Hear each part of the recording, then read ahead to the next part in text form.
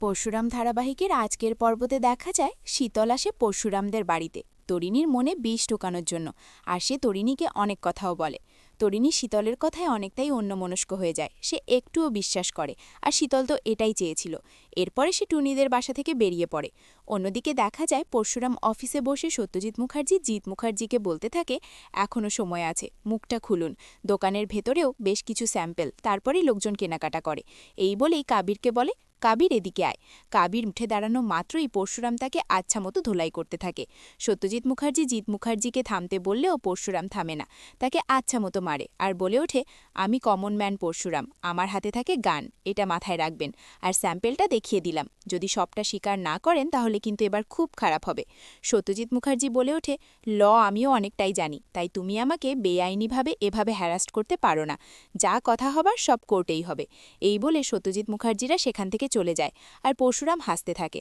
অন্যদিকে দেখা যায় পিকুর ডান্সের ক্লাস শেষ করে তুটিনির সঙ্গে বাসায় ফিরছিল। পিকু টুনিকে বলতে থাকে, মাম্মি একটা রিক্সা আনলেই তো পারতে। তুটিনি বলে ওঠে, আসলে কিছুদিন আগেই তো আমার অপারেশন হয়েছে, আমি রিক্সাতে বসতে পারি না, আমার খুব পেইন হয়। যা শুনে পিকু সরি বলে। এভাবেই তারা কথা বলতে বলতে যাচ্ছিল। ঠিক তখনই তাদের সামনে একটা গাড়ি এসে দাঁড়ায়। একটুর জন্য অ্যাক্সিডেন্টটা হয়নি। পিকু বলে ওঠে, মাম্মি দেখেছো কিভাবে গাড়িটা দাঁড় করিয়েছে, একটু হলে তো অ্যাক্সিডেন্ট হয়ে যেত। ঠিক তখনই গাড়ি থেকে বেশ কয়েকটা গুন্ডা নেমে আসে। গুন্ডাগুলো নেমে এসে তরিণীর দিকে বন্দুক ত্যাগ করে। যা দেখে তো পিকু বেশ ঘাবড়ে যায়। পিকু তার মায়ের পিছনে লুকিয়ে পড়ে। তুটিনি গুন্ডাদের দেখে অভিনয় করে বলতে থাকে, প্লিজ আমাদের ছেড়ে দিন, আমাকে যা করার করুন, আমাকে মারুন, আমার বাচ্চাটাকে যেতে দিন। এভাবেই দুটিনি ভয়ের নাটক করতে থাকে। তখনই পিকু বলে ওঠে, মাম্মি পাকে ফোন করো না, পা আমাদের ঠিক বাঁচাবে।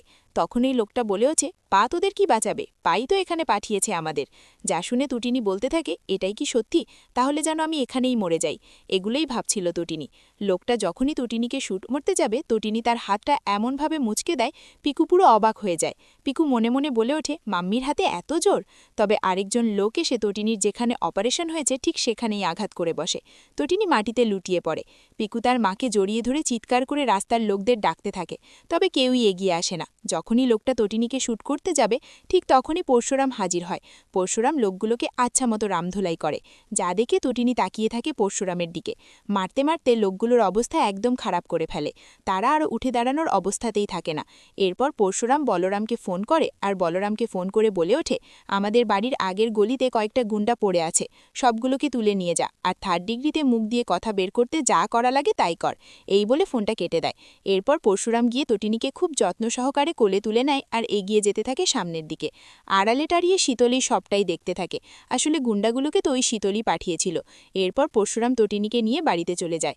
বাড়িতে গিয়ে তটিনিকে শুইয়ে দিয়ে বলে ওঠে, খুব কষ্ট হচ্ছে তাই না তটিনি, আমার এই পেশার জন্য তোমাদেরকে অনেক সাফার করতে হচ্ছে, যখন তখন তোমাদের ওপর হামলা হচ্ছে। তটিনি বলে ওঠে, না এটা তুমি কি বলছো, এটা তো শুরু হয়েছিল ওই পার্টিতে, যখন কাবিরের বন্ধু ববি আমাকে টিজ করছিল, তখন তুমি চাবি আনার নাম করে ওকে গিয়ে মেরেছিলে তাই না। তোমার মতো স্বামী পাওয়া ভাগ্যের ব্যাপার, প্রতিটা মেয়েই যেন তোমার মতো হাজবেন্ড পায়। আর এই জেনারেশনে তো তোমার মতো হাজবেন্ড পাওয়া খুবই ভাগ্যের ব্যাপার, যেটা আমি পেয়েছি। আর আমার সন্তানেরা তোমার মতো বাবা পেয়েছে। ঠিক তখনই পরশুরামের ফোন আসে। ফোনটা তটিনির বাবা করেছিল। তটিনির বাবা পরশুরামকে বলে ওঠে, ফোনটা তটিনিকে দেওয়া যাবে। পরশুরাম ফোনটা তটিনিকে এগিয়ে দেয়। সত্যজিৎ মুখার্জি বলে ওঠে, তটিনি আমি বাবা বলছি। এখানেই শেষ হয়ে যায় আজকের পর্বটি। এরপরেই দেখা যায় আগামী পর্বতে আমরা দেখতে পাই কর্ণ চ্যাটার্জি পরশুরামকে বলতে থাকে, কি করতে হবে কি আমাকে। পরশুরাম জানিয়ে দেয় সাধারণ জীবনযাপন করতে হবে, পারবেন সাধারণ মানুষের মতো জীবনযাপন করতে, তাহলে কেসটা আমি উইথড্র করব। কর্ণচার্জি বলে ওঠে, হ্যাঁ পারবো। এরপরে ফোনটা কেটে দেয়। তটিনি বলে ওঠে, তুমি কি সত্যি কেসটা উইথড্র করবে। পরশুরাম বলে ওঠে, এদের একটু শিক্ষা হওয়া উচিত, সাধারণ জীবনযাপনে ফিরে ছেলে মেয়েদেরকে মানুষ করা উচিত, আগে করুক কি। তো বন্ধুরা, এই ছিল পরশুরাম ধারাবাহিকের আজকের পর্বটি।